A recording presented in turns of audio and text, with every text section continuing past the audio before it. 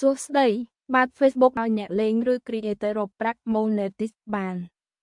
កម្មវិធីនិងវិធីសាស្ត្រធំៗដែល Facebook បើកឲ្យរកប្រាក់រួមមាន Facebook Content Monetization and Stream Ad Read ទទួលបានប្រាក់ពីពាណិជ្ជកម្មដែលលោតលើវីដេអូវែងឬ Reel បច្ចុប្បន្ន Meta បានបូកបញ្ចូលមុខងារនេះទៅជាកម្មវិធីតែមួយដែលអនុញ្ញាតឲ្យរកប្រាក់បានទាំងលើ Reel វីដេអូវែងនិងរូបភាព Facebook Star អ្នកមើលអាចទិញផ្កាយផ្ញើឲ្យអ្នកអំឡុងពេល Live Stream ឬលើវីដេអូរូបភាពដើម្បីគាំទ្រ Performance Bonus Meta អញ្ជើញ Creator ឲ្យចូលរួមដើម្បីទទួលបានប្រាក់បន្ថែមផ្អែកលើការ Interacting Like Share ចំណលើប៉ុស្តិ៍ផ្សេងៗ Subscription បើកឲ្យអ្នកគាំទ្របង់ប្រាក់ប្រចាំខែដើម្បីទស្សនាតែខ្លឹមសារពិសេស Exclusive Content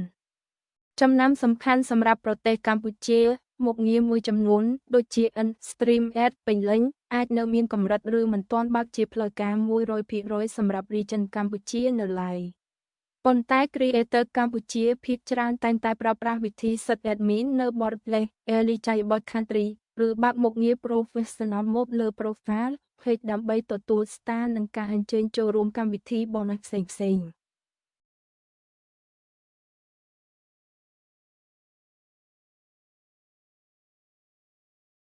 ដើម្បីអាចចាប់តាមរកប្រាក់ឬដំណើរការលើកម្មវិធី Monetization ទាំងនេះបានដំបូងបំផុតអ្នកលេង Facebook ត្រូវរៀបចំនិងធ្វើតាមជំហានគ្រឹះសំខាន់ៗដូចខាងក្រោម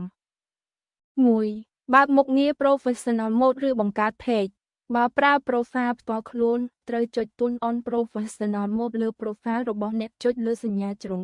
3 នៅលើ Profile រួចជ្រើសរើស Turn on Professional Modeបើប្រើ Facebook Page ត្រូវប្រាកដថា Page របស់អ្នកដើរតួជា Digital Creator ឬ Public Figure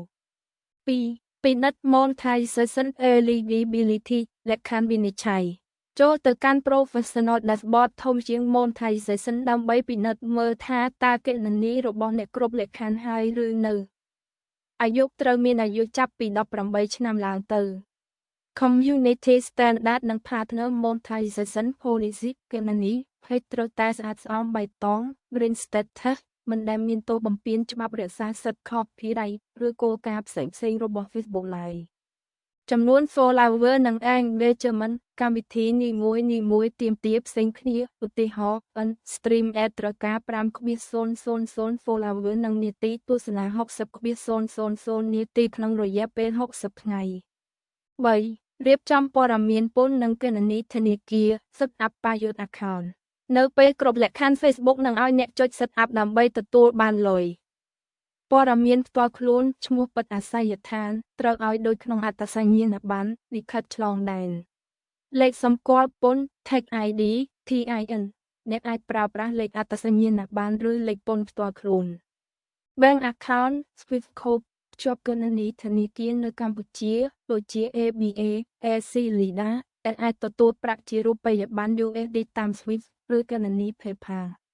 4. ដោះស្រាយបញ្ហាទីតាំងសម្រាប់ប្រទេសកម្ពុជាដោយសារកម្មវិធីមួយចំនួនដូចជា Stream Ad មិនទាន់ Support ទីតាំងប្រទេសកម្ពុជា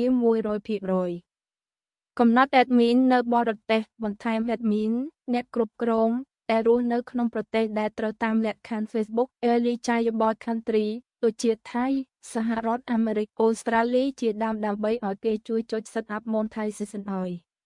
បញ្ជា Location ISO បើកមុខងាររកប្រាក់ហើយមិនត្រូវដំឡើងខ្លួនឯងជា Primary Admin ដែលមានទីតាំងតែក្នុងស្រុកឡើយប្រសិនបើមុខងារនោះមិនទាន់ Support កម្ពុជាផ្លូវការដំបូន្មានបន្ថែមអ្វីដែលត្រូវធ្វើមុនគេបង្អស់ក្នុងថ្ងៃនេះគឺបង្ហោះវីដេអូដើម Original Content ដែលបង្កើតដោយខ្លួនឯងឲ្យបានទៀងទាត់និងជៀសវាងដាច់ខាតនៅការយកវីដេអូអ្នកដទៃឬបទចម្រៀងមានសិទ្ធិអ្នកនិពន្ធមកបោះផុសឡើងវិញប្រាប់